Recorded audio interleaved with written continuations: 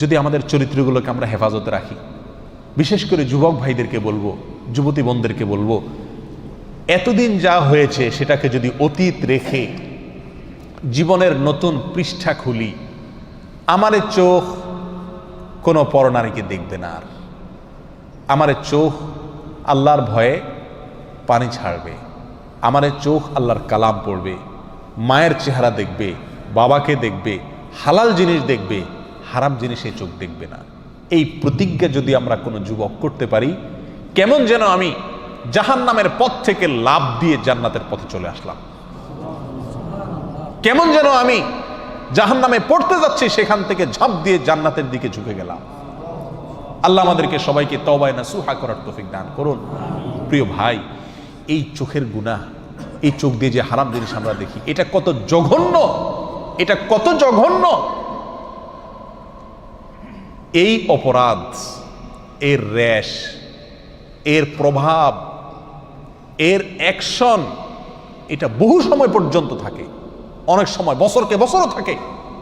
চাইলেও এটার অ্যাকশন থেকে মানুষ বাঁচতে পারে না। আপনি একটি অন্যায় কাজ করছেন, একজনকে একটা গালি দিছেন, এটার আর রেশ থাকে না, বরং পরক্ষণে মনে উঠলে খারাপ লাগে যে লোকটাকে গালি দিলাম, ঠিক না বেঠিক? আপনি একজনের প্রতি অবিচার করছেন, সাময়িক অবিচার করছেন, অন্যায় করছেন, শেষ হয়ে গেছে, শেষ।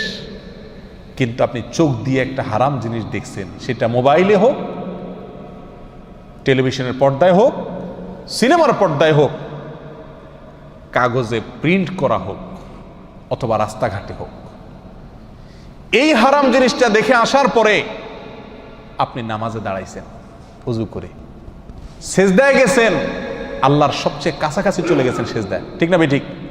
বান্দা সবচেয়ে আল্লাহর কাছে যায় কখন? যখন সেজদায় থাকে, তখন আপনি সেজদায় গেলেন। প্রিয় ভাই আমার, আপনার চোখের সামনে তখন ভাসে উঠে ওই মহিলা যাকে আপনি দেখে আসছিলেন, ঠিক না বেঠিক? এমনও হয় মাসকে মাস চলে গেছে, বছরকে বছর চলে গেছে, কিন্তু সেই গুনাহের স্মৃতি মাথায় ভেসে ওঠে। আপনি আছেন সেজদায়, করতেছেন আল্লাহর ইবাদত, কিন্তু আপনার অন্তর গুনাহ করতেছে, অন্তর জেনা করতেছে। নামাজের মধ্যে আপনি জেনা করতেছেন, রোজা রেখে আপনি জেনা করতেছেন, ঠিক না বেঠিক? এত জঘন্য গুনাহ এই চোখের গুনাহ। প্রিয় ভাই, এগুলো হলো বর্ডার। একটা দেশের যেরকম কি থাকে, বর্ডার থাকে না? বর্ডার যদি বেদখল হয়ে যায়, তাহলে রাজধানীও কি হয়ে যায়? বেদখল হয়ে যায়, ঠিক না বেঠিক?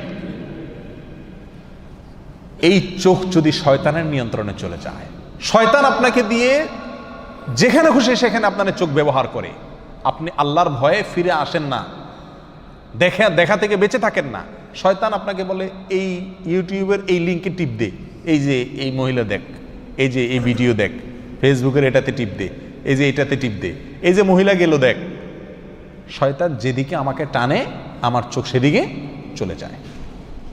যদি এরকম হয়, যদি আমি এরকম কন্ট্রোলের বাহিরে হয়ে যাই, তাহলে কেমন যেন আমার শরীরের বর্ডার, এই চোখ, মুখ, কান, এগুলো আমার শরীরের কি রে ভাই? বর্ডার। বর্ডারের বিভিন্ন পয়েন্ট থাকে না, ঢুকার জন্য, বাইর হওয়ার জন্য? এই কান, নাক, মুখ, চোখ, এগুলো হলো আমাদের শরীরের কি রে ভাই? বর্ডার।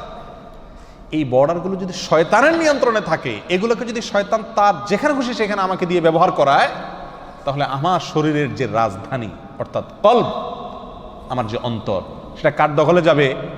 শয়তানের দখলে যাবে। সারাদিন যেটা দেখবো নামাজে সেটাই মনে আসবে, অন্তরে সেটাই আসবে। প্রিয় ভাই, এই চোখের গুনাহকে আমরা গুনাহ মনে করি না। এর একটা অন্যতম কারণ হলো, এই গুনাহটা করা খুব সহজ। চুরি, কি বলেন, এটা চাইলেও তো করা যায় না, নাকি? সবাই করতে পারে চুরি, ডাকাতি, খুন খারাপি, মদ খাওয়া, মানুষের সাথে অবিচার করা, অন্যের হক মারা, এগুলো চাইলেও তো মানুষ কি করতে পারে না। আবার অনেক অন্যায় আছে যেগুলো সামাজিক চাপের কারণে মানুষ করতে পারে না।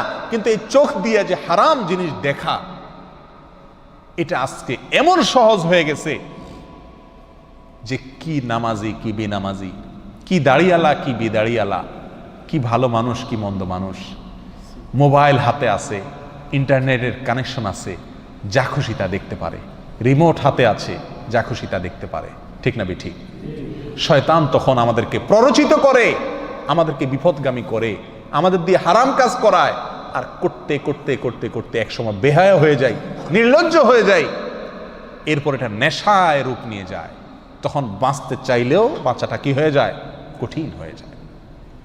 আল্লাহ সুবহানাহু ওয়া তাআলা আমাদেরকে আমাদের চরিত্রগুলোকে ফুলের মতো পবিত্র করার তৌফিক দান করুন। এতদিন আমরা যা করেছি, আসুন আসুন প্রিয় ভাইরা, জাহান্নামের পথ থেকে লাভ দিয়ে জান্নাতের পথে চলে আসি। করবো তো ইনশাআল্লাহ? যে সমস্ত ভাইরা তওবা করবেন তাদের পূর্বের গুনাহ আল্লাহ তাআলা মাফ করে দিবেন। অতীতে আমরা যা করেছি সেটার জন্য আজ তওবা করি। আমার এই চোখ দিয়ে আমি হারাম জিনিস দেখব না। প্রিয় ভাই, দেখার যে জ্বালা, দেখার যে স্বাদ, এই চোখ দিয়ে আমি হারাম জিনিস দেখলাম, হারাম মহিলা দেখলাম, হারাম মেয়েদের দিকে তাকালাম, সেটা মোবাইলে হোক, টেলিভিশনে হোক, কাগজে হোক, বাইরে হোক, সরাসরি হোক, আর যেভাবেই হোক, এই দেখার ফলে একটা নগদ মজা পাই আমরা, তাই না? আপনি একটি মুহূর্তের জন্য একটু আপনার এই মজাটাকে আল্লাহর জন্য কোরবানি করে দেন। আপনি দেখতে পাচ্ছেন একটা ভিডিও লিংক আপনার সামনে আসছে, টিপ দিলেই আপনি দেখতে পারবেন কেউ নাই। আপনি মনে করছেন যে আল্লাহ তিনি আছেন, দেখছেন। আল্লাহর ভয়ে আপনি ওখানে টিপ দিলেন না, ওইটাকে ইগনোর করে চলে গেলেন।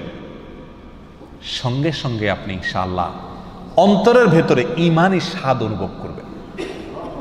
ঈমানি স্বাদ করে দেখেন, করে দেখেন, আপনার মনের ভিতরে একটা খুশি আসবে যে আমি আল্লাহর ভয়ে এই একটা হারাম কাজ থেকে বাঁচতে পারলাম, আমার ঈমানের পাওয়ার একটু বাড়ছে।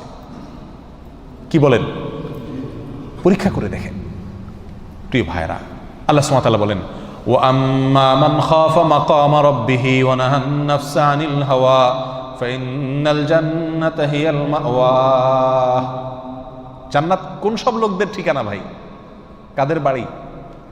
জান্নাত হলো ওই সব লোকদের বাড়ি, জান্নাত হলো ওই সমস্ত লোকদের ঠিকানা যেই সমস্ত লোকেরা আল্লাহর সামনে দাঁড়াতে হবে। কোন চোখে, কোন লজ্জায় আমি আল্লাহর সামনে দাঁড়াবো, এই কথা মাথায় রেখে হারাম কাজ থেকে দূরে রাখছে, অন্যায় থেকে দূরে সরিয়ে রেখেছে নিজেকে, এরা হলো জান্নাতের মালিক, এরাই জান্নাত হলো এদের ঠিকানা, জান্নাত হলো তাদের বাড়ি। করবো তো ইনশাআল্লাহ?